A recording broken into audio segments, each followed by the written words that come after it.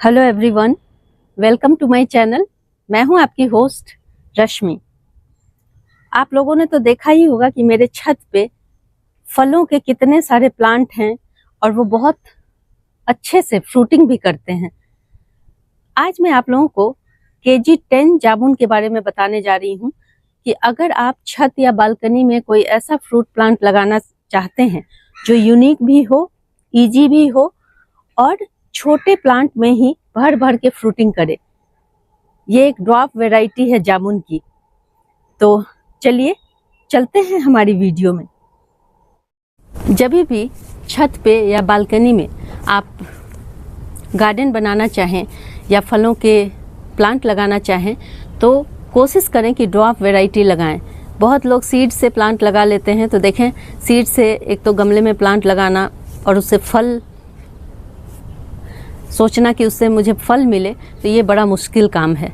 और अगर आप बड़े ड्रम में लगाते भी हैं तो आपको 7 साल लग जाएंगे, 5 से 7 साल लग जाएंगे उसमें से फ्रूट आने में। और अगर आप ज़मीन पे कोई जामुन का प्लांट लगाना चाहते हैं तो आप देसी जामुन ही लगाएं, क्योंकि वो बहुत ज़्यादा फलते हैं और फलन बहुत अच्छी होती है। पेड़ की हाइट बहुत ज़्यादा हो जाती है और जामुन भी आपको देसी जामुन की अलग ही खास बात है।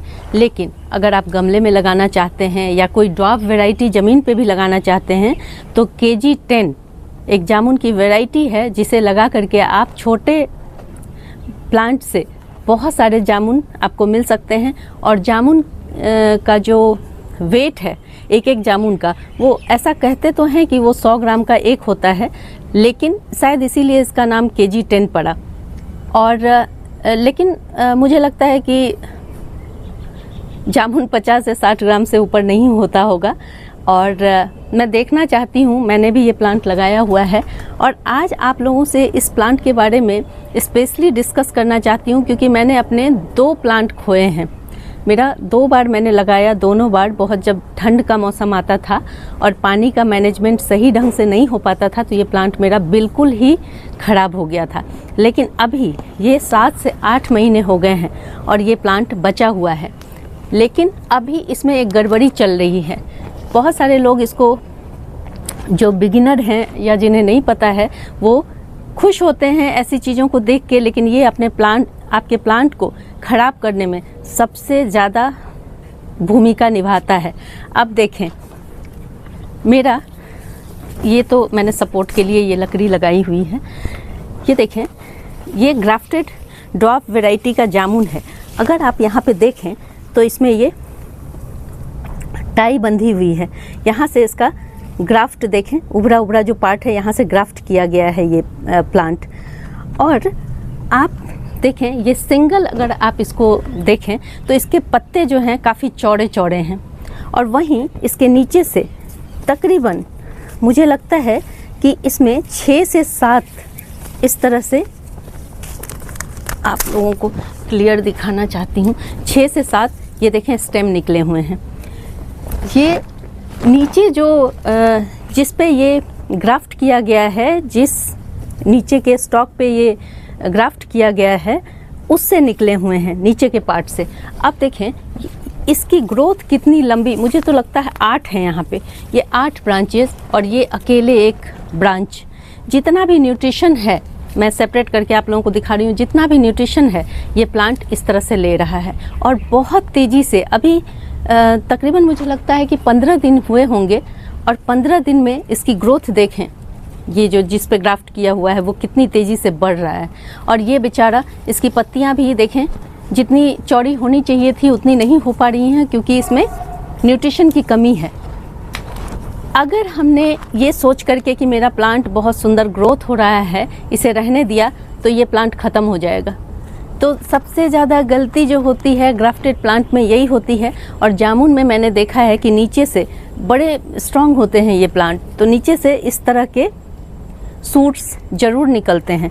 तो आपको क्या ध्यान रखना है कि जैसे ही ये नीचे से छोटे छोटे रहें आपको कट कर देना है। जैसे अभी मैं इसे सबसे पहले कट करके हटाऊंगी, उसके बाद इसके केयर टिप्स आप लोगों के साथ शेयर करूंगी कि किस तरह से, चूँकि अभी बरसात का मौसम है इसलिए अगर हम ये सब काम करते हैं तो कोई दिक्कत वाली बात नहीं है। ये नीचे से इसे सटा के, और ये प्रून करने के बाद हमें क्या केयर करना है वो भी दिखाऊंगी।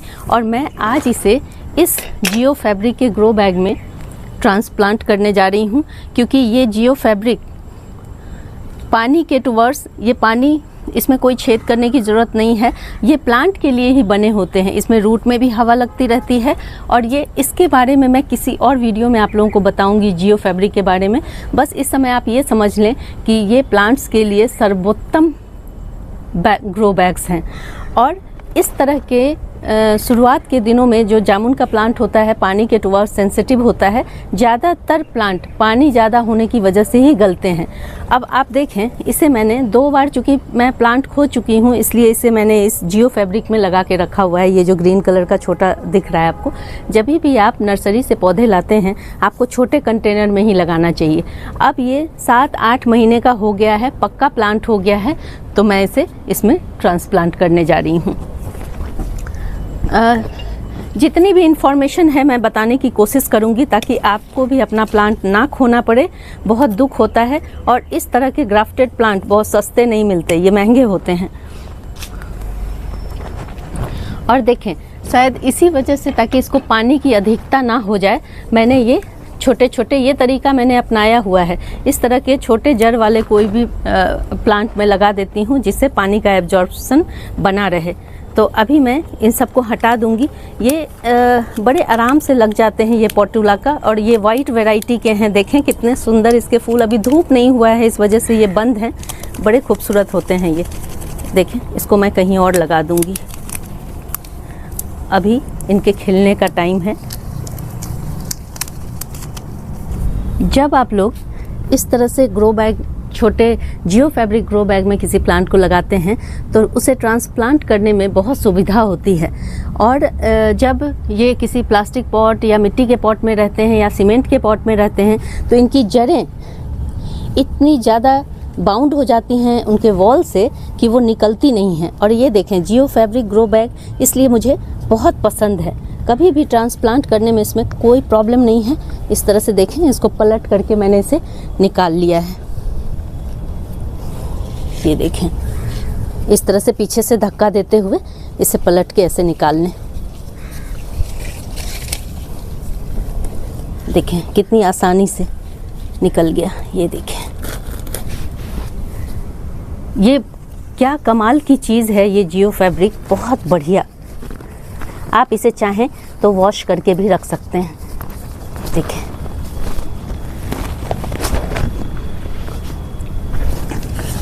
हमारा प्लांट बहुत आसानी से निकल गया। नीचे मैंने सारा कुछ कट कर दिया है। अब देखें, इसे मैं बड़े जियो फैब्रिक ग्रो बैग में लगा रही हूँ। ये देखें, यहाँ पे ये 15 बाई 15 का मुझे लग रहा है। और देखें, इसमें लगा के मैं चौड़े मुंह का, बहुत बढ़िया। अब देखें, जब भी आप जामुन का प्लांट लगाते हैं, चूँकि ये थोड़े से शुरुआती दिनों में सेंसिटिव होते हैं, इसलिए आपको क्या करना है, जो मिट्टी आपको तैयार करनी है वो बेसिक सॉइल प्रिपरेशन ही होगा। जैसे मैं हमेशा कहती हूँ कि 60% गार्डन सॉइल लीजिए, उसमें 20% सैंड मिलाइए और 20% उसमें आप कोई भी जो ऑर्गेनिक कंपोस्ट आपके पास अवेलेबल हो वो मिला दीजिए। लेकिन एक चीज़ का ध्यान रखिएगा, मैंने वही ट्रिक अपनाया है।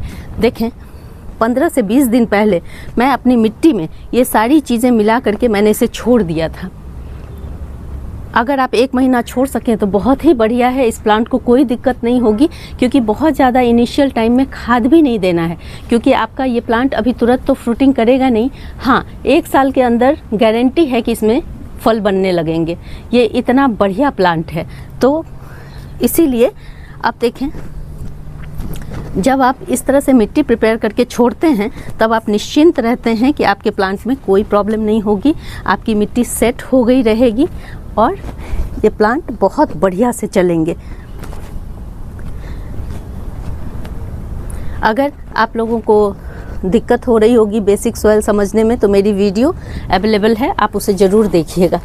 कुछ भी नहीं। और देखें, जियो फैब्रिक ग्रो बैग में रखने से इसकी जो रूट होती हैं ये हवा के द्वारा प्रून होती रहती हैं। तो देखिए, कोई भी रूट रॉट नहीं है। 8 महीने का प्लांट, 7 से 8 महीने का हो चुका है, कोई भी रूट आपको बाहर दिखाई नहीं दे रही होगी। तो ये देखें,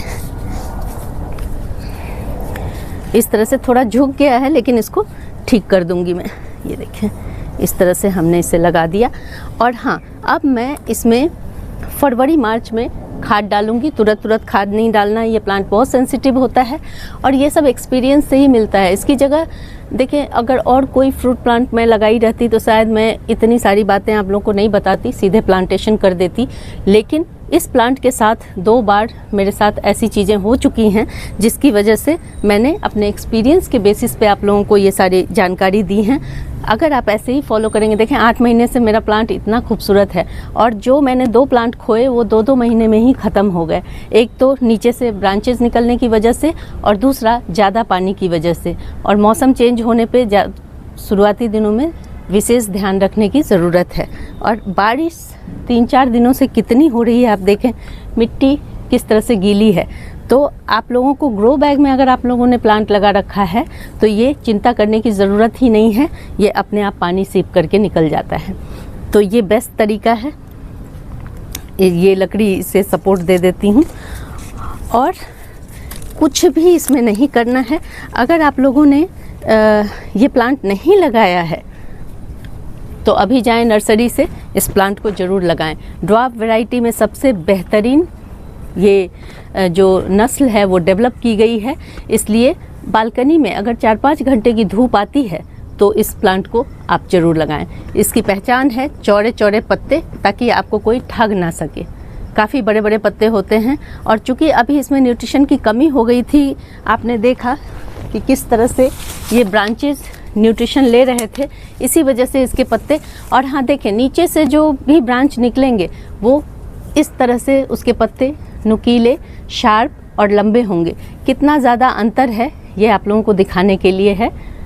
इस तरह से आप आइडेंटिफाई करेंगे।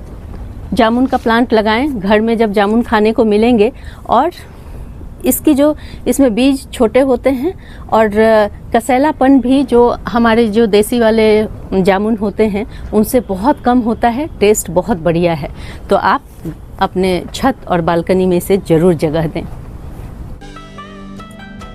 अगर आप लोगों को मेरी ये वीडियो पसंद आती है तो प्लीज़ इसे लाइक, शेयर एंड सब्सक्राइब करना ना भूलें।